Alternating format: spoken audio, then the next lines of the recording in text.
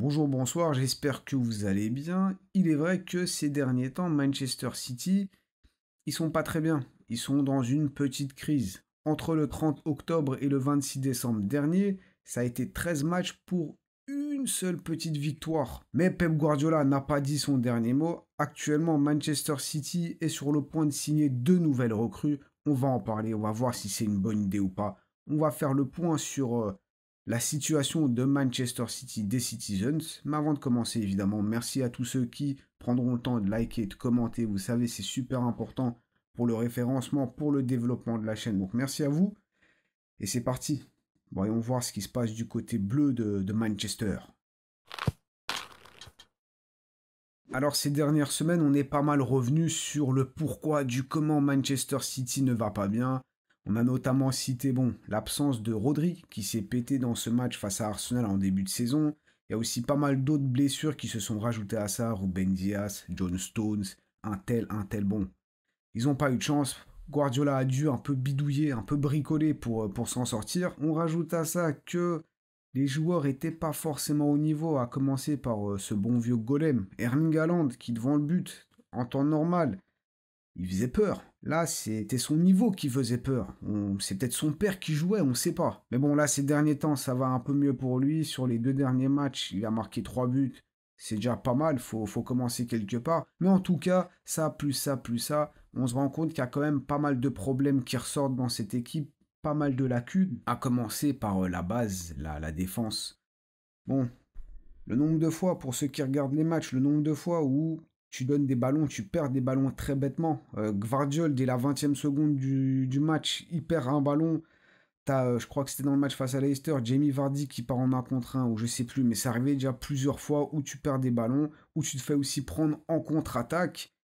Et t'es paniqué. Tu sais pas quoi faire. Tu t'en remets à un mauvais choix de l'adversaire, à la limite un Stéphane Ortega qui remplace Ederson dans les buts, qui arrive à te sauver, on ne sait pas comment. Mais en tout cas, Manchester City ces derniers temps, sur cette période, cette mauvaise période, ils ont quand même pris pas mal de contre-attaques, très bêtes. Je repense notamment aussi à ce match de Manchester City face à Everton où tu as Ndiaye qui se retrouve tout seul au second poteau. Il reçoit un ballon, un centre lobé de la part de Doucouré, second poteau. La défense de City ne fait rien. Ils se sont même pas retournés, ils ont même pas regardé s'il y avait quelqu'un pour réceptionner ce ballon. Ndiaye, il a eu le temps de prendre la balle, de contrôler, de faire un tour du monde, de frapper, d'ajuster, de pleine lucarne. Et la défense de Manchester City, ça fait quelques semaines, je crois que la défense de Manchester City s'est toujours pas retournée pour voir s'il y avait du danger derrière. Bon, tout ça pour dire que défensivement, on voit que cette équipe de Manchester City n'est peut-être pas habituée à défendre parce que le travail était très souvent fait un peu plus devant. Ils sont en panique, ils n'y arrivent pas. Et c'est là qu'intervient notre premier héros, Abdou Kodir Kouzanov, qui joue actuellement au RC Lens en Ligue 1. Autant vous dire que je ne vais pas faire l'acteur, je ne connais pas plus que ça ce joueur. Maintenant, c'est vrai que ces derniers temps, il fait quand même pas mal parler de lui. Alors actuellement à City, on a quoi? On a des joueurs comme Ake, Akanji, Ruben Dias, John Stones. Sur les côtés, Kyle Walker, Rico Lewis, Gvardiol. Quand même pas mal de joueurs qui, bon, peut-être défensivement, c'est pas les plus forts, mais au moins balle au pied, c'est des joueurs qui sont capables de faire la passe, de distribuer, etc. Et Abdou Kodir Kouzanov, justement, ça va être cet élément qui va peut-être venir un peu renforcer ton point faible, à savoir la défense. Il est peut-être un peu moins bon balle au pied, il est encore très jeune, il pourra améliorer ça, mais défensivement, il est déjà décrit comme très très costaud. Il fait 1m86, apparemment, physiquement, c'est quand même une bête, hein, un beau bébé. Il va très vite, il est physique, il est bon défensivement dans l'anticipation, etc., etc. Donc il y a vraiment un défenseur, un vrai défenseur qui défend, un défenseur central qui va venir renforcer cette ligne d'attaque, non, cette ligne de défense, justement. Mais oui, Pep. Donc voilà un bon point pour Pep Guardiola qui a vu que ça va pas. Défensivement, tu concèdes beaucoup trop d'occasions, tu concèdes beaucoup trop de buts. Si tu compares Manchester City et le top du championnat en Première Ligue, il y a quand même quasi 10 buts d'écart entre les Liverpool, Arsenal et Manchester City. Donc il faut y remédier, on ramène un vrai défenseur central. Maintenant, est-ce que ça va marcher? J'en sais rien. C'est vrai que Kouzanov, bon, il est arrivé la saison dernière d'un championnat biélorusse. Il n'a même pas une saison complète parce que la saison dernière, il a dû jouer une dizaine de matchs. Là, avec l'arrivée de Will Steele, il est devenu titulaire, bon, sauf quand il prend un carton rouge. Du coup, il doit purger sa peine. Mais sinon, c'est un joueur important du club. Maintenant, est-ce qu'il va savoir s'intégrer dans cette équipe de Manchester City, être l'élément qui va les aider à être beaucoup plus forts défensivement? Ça, évidemment, on n'en sait rien. Mais comme quoi, et là, je m'adresse à mon petit Mikel Arteta, dans toutes les vidéos, je suis obligé de lui parler, hein, mais tu vois, même Pep, ton mentor, il voit que ça va pas, il réagit. Il agit en conséquence, comme quoi c'est possible. Alors pour Kouzanov, qui est arrivé au RC Lens pour un truc comme 100 000 euros, là on parle d'un deal qui avoisinerait les 50 millions. Ouais bon, c'est vrai que les Lensois ont fait quand même une bonne plus-value, mais bon, c'est un joueur qui est très prisé, il y a beaucoup de clubs qui l'observent, et visiblement ce serait une très bonne pioche, on va voir ça. Bon, on a parlé de la défense, parlons maintenant de l'attaque. Et vous le savez aussi, Omar Marmoush est ciblé par Manchester City. Apparemment, ils se sont déjà mis d'accord avec le joueur. Reste plus qu'à se mettre d'accord avec l'Eintracht Francfort. On parle d'un transfert entre 80 et 90 millions d'euros.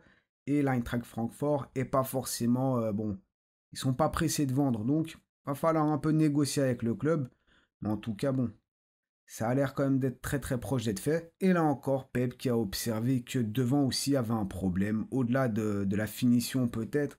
Mais il manque des joueurs, il manque peut-être cet élément qui va rajouter un peu de vivacité, d'énergie, évidemment, un joueur qui est capable de finir les occasions.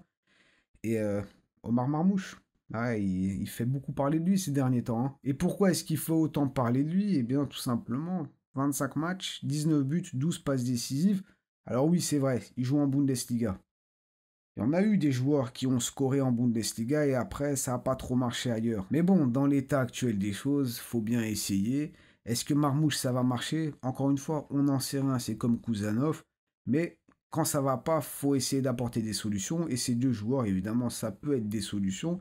Et en parlant, là, en débitant, je suis en train de me dire qu'il y a aussi une chose qu'on reprochait quand même beaucoup à Pep Guardiola, c'est de ne pas avoir bien remplacé ses joueurs, notamment Julian Alvarez. Et là, avec Marmouche, ben, ça pourrait être quand même un joueur qui va rentrer un peu dans les bottes d'Alvarez, sans pour autant dire que c'est des joueurs identiques, similaires, mais comme je l'ai dit avant, Mikel, je m'adresse encore une fois à toi, tu vois, quand ça va pas, on regarde, on observe et on réagit en conséquence. Et c'est ce que Pep Guardiola est en train de faire avec ces deux transferts. Surtout que, bon, pour revenir aussi un peu sur la défense, j'ai oublié de le dire, Kyle Walker, c'est officiel. Pep Guardiola l'a dit en conférence de presse, Kyle Walker veut explorer les solutions, donc on peut s'attendre à ce que l'Anglais quitte le club dès ce mercato d'hiver. On parle de clubs comme l'AC Milan ou alors encore des équipes de l'Arabie Saoudite. Dans tous les cas, Manchester City avait intérêt d'agir, de se renforcer lors de ce mercato. Ce serait bête de ne pas en profiter quand tu peux faire venir des joueurs quand ça va pas. Au moins certains l'ont remarqué. Je vise personne encore une fois, mais quel.